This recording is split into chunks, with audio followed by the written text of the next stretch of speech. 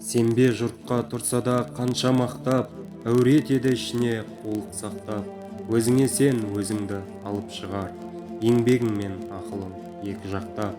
Өзіңді сенгіштікпен әуре етпе, құмарпаз боп мақтанды қуып кетпе. Жұртпен бірге өзіңді қосалдасып, салпылдап сағым қуған ойыңа еппе. Қайғы келсе қарсы тұр, құлай берме, қызық келсе қызықпа, оңғаққа ерме. Жүрегіңе сүңгіде түбін көздеп, сонан тапқан шын асыл тастай көрме. Абай Құнанбайұлы.